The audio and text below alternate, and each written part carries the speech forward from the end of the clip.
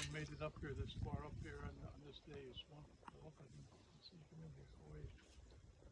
A couple of things.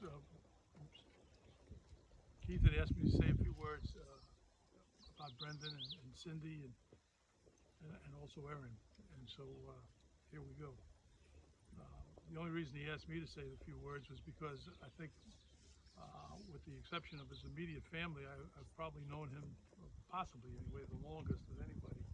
We were first office agents together in Tampa with Joe Santiana in those days. Older folks, you remember Joe. And we were in headquarters city down in Tampa for a while, and then he went out to the best RA in the division. He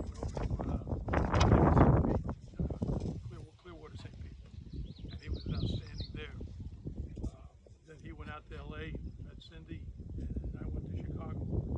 We ran back into each other back in about '93 when I came up here to Chicago. And when you get assigned to a place, headquarters sends you a list of the personnel in that division. So Cathy and I, my wife Cathy and I were looking through the list, and we saw Brendan Cleary was on the list. And a quote, this is from my wife: "Is that the thin, good-looking Irish guy with the black wavy hair?" What do you say? So I said, "That's the Irish guy." The other thing I wanted to mention was my wife did her undergraduate work down in Oswego, SUNY Oswego. And everyone is sitting there thinking, what in God's name is the relevance of that? Well, in the last few years, there has been this unbelievable rivalry. Oswego, of all places, they have played each other now for years. Either in the quarterfinals, or the semifinals, or the finals. And so, bets galore, rotten comments galore. One day, Sunday he comes over, he says, "I can prove that Oswego has been cheating." You know, when Brendan says he can prove it, I'm thinking, oh. So he comes over to the house, and he's got reams of paper with the entire roster of the Oswego team, where they're from, heights, weights, positions, and he points out, he's got in yellow markers, every one of them from Canada. So it's like, Brendan, you got me. So then Cathy, of course, is trying to figure out who's from Denmark and who's from Sweden, et cetera, et cetera. That went on for a while. After a while, we kind of started becoming the male version of Thelma and Louise. We traveled all over the place, Brendan and I.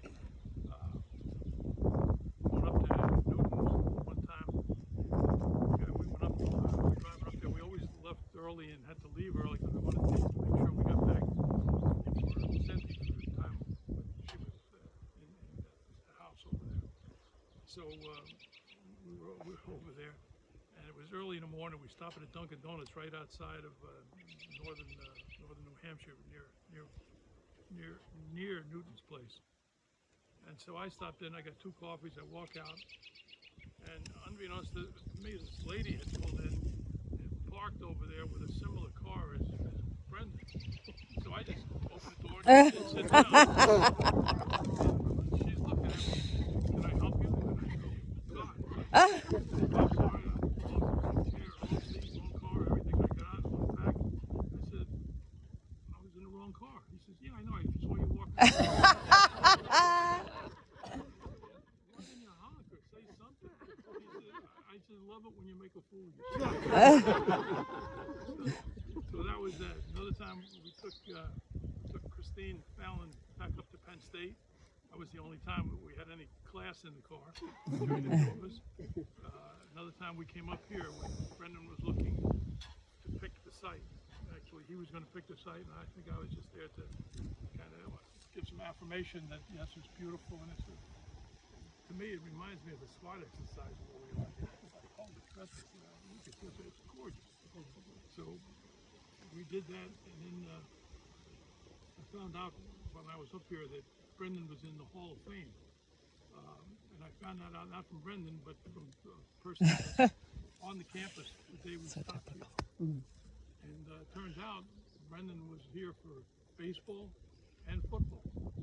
So of course, like anyone who's played ball, any of you have probably sat there thinking, oh, I wonder what he did, what he played. So my brother figured out that in football, he was a pulling guard. In baseball, he was a catcher. It turns out that in football, he was a wide receiver because he was one of the fastest guys on the team.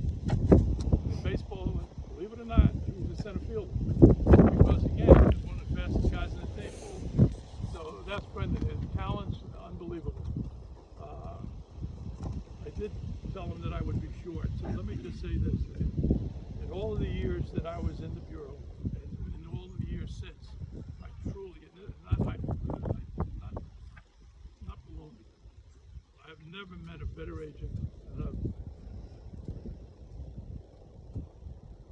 I've never met a better person, ever, in all these years.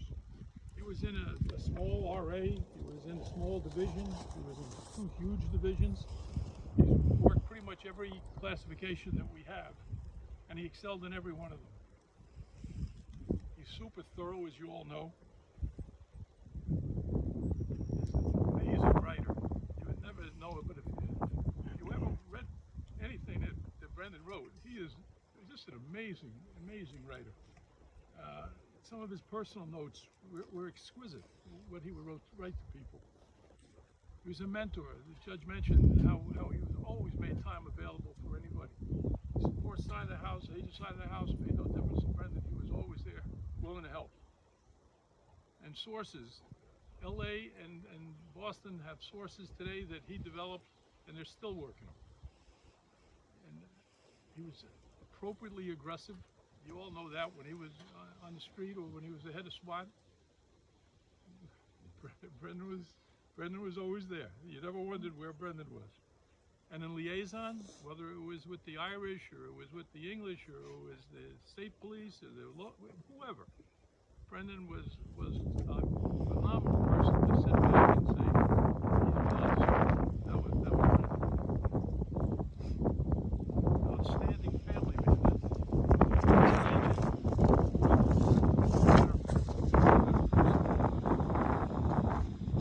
Erin was clearly the apple of his eye, along with Cindy being the exact same thing. The two of them with Erin was amazing to see. And Brendan and Cindy together was a beautiful thing to see. A very loving couple. Cindy was so artistic. For you folks that knew Cindy, she was unbelievable. And I remember when she got sick and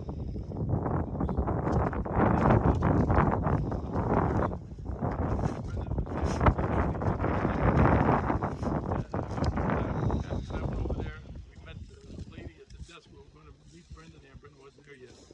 And so we said we were waiting for Brendan Cleary. She said, we all love